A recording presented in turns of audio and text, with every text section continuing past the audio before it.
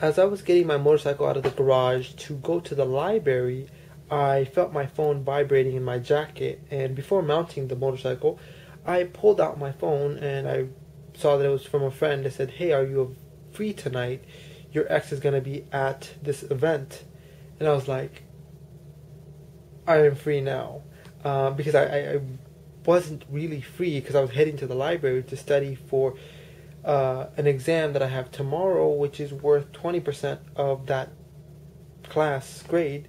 And so I still went to the library, did what I could get done in that hour I had before I had to leave, came back home, showered, and I dipped. I went to this event, sat there for like an hour till I finally saw her. And I saw her for like 2-3 minutes, and then she was gone again because her mom didn't want her wandering around outside of the event, but wanted her inside the building. And like I was outside. I wasn't like inside, just wandering around, whatnot, with other people, and so like there was two other mutual friends that were at this event, and the one who sent me the text, and her friend, and so they were trying to convince her mother to let her go hang out with them outside, for me, like, so that she could hang out with me, I guess. Like, and so her mom just wouldn't let her go, and suddenly somehow, like, there was like an instant change of heart, they told me, and she just saw that her daughter was sad and said, "You can go." And so she came out with her friends, and who are also my friends, I guess. Those are common friends, mutual friends. And we were walking around and talking and whatnot, and those two mutual friends were trying to give me and her space so that we could talk. And my ex saw this, and she's like, "There's nothing for him, like, there's nothing he has to say." And like at that point I was going to cut her off and say, "There is stuff that I want to say," but like her whole like sentence was, "There's nothing he has to say, there's nothing I have to say, there's nothing to talk about." And when I heard that, I was just very disheartened, because I came out here, like, I drove a lot of miles. I want to say like 30 miles to there and 30 miles back. And tomorrow is an exam, and I should have been studying at the library, but yet I'm here because this girl is special to me, and she's just brushed me off and like is so cold, whatever. And at that point, I really felt like I needed a hug. It was one of those moments where you're like, "Damn, I wish like someone gave me a hug."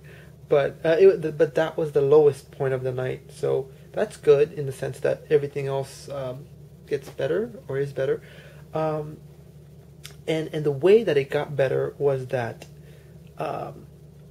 she was telling me that her mom told her a couple days ago that she wants to see her in a white coat, meaning that, in like in a medical profession uniform or outfit, like, and the fact that like she wasn't really ambitious about her educational goal anymore. And when I heard that, I was like, me and your mom have a common dream, a goal to see you in such a medical profession. This is my teddy bear. Get lonely. It smells great. I sprayed it with my cologne. Anyway, what was I saying? Right. Her mom said that, and she said that to me, and I was like, we have a common goal and whatnot. And I was like, that's what I wanted you to do. And that triggered an anecdote in my mind, and it was through telling her about this anecdote that the entire night changed, and she started opening up, and I think things got better after that. And what that anecdote was like, I told her I was like, hey, do you remember that time when we were in the like student lounge when we were going to the same college? Um, do you remember? Oh, we were in the student lounge, and I was asking you these annoying questions that you didn't want to answer, like how would you change the world if you could, and what kind of impact do you want to leave behind and whatnot.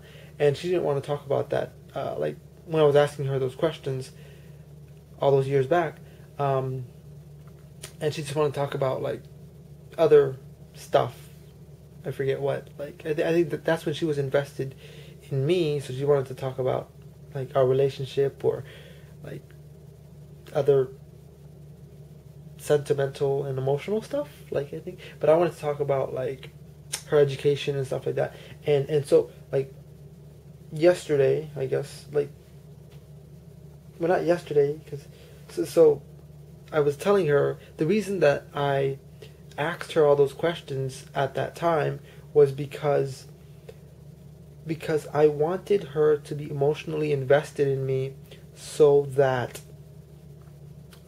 I could help push her to pursue those academic dreams that she once had as like a child, and she just is not pursuing adamantly anymore, and I wanted her to succeed like that. So I was embracing her more at that time because I had that intention of using the connection that she would have for me to push her towards her academic goals and whatnot. And the reason that I was asking her those questions was to like figure out what kind of mindset she had and what kind of impact she wanted to leave, and how she wanted to be remembered. And I told her that was the intention that with which I embraced her feelings for me, because before then I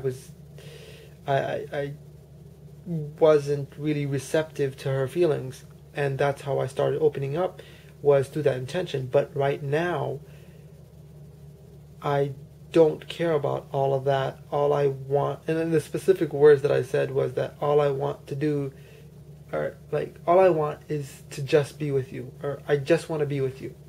And I said that without thinking, and I realized that that was the first time I've ever said that. Like, not the first time, like it's not only the first time I've ever said that to a person, but it's the first time I've said those series of words together. And that, I think, got through to her. Like, because, like, I don't usually say different stuff. She already knows, like, every thing that I could say, but that was something that I think surprised both of us, that I just said that. And she's like, she was telling her mutual friends, I'm like, do you guys hear that? He said like I don't know if she said cutest thing or nicest, or she said something, and she found that meaningful, and she was receptive to that. Like everything else, she's just like numb to. Like it hits her, and she's not fazed by it. But that had an impact, and that changed the whole course of our interaction tonight. Oh, I guess it was last night, because right now it's 1:36, Thursday, August 16th. But and then, like, I don't know, later on we hugged for like before saying goodbye, and during this hug I told her, I said I'm gonna miss you. And after that, like, we were still hugging, and I said, you know I love you, right? And she found that funny for and she started giggling and laughing, and I was like, what? Why is that funny to you? And she's like, because when she used to say that to me, I laughed at that. And now it's just, now it's me saying that to her. And so I'm glad I went, and I have an exam tomorrow, which I'm going to continue to study for. And that made my day. That made my week. And I feel much better about us and where we might be headed. So, yay.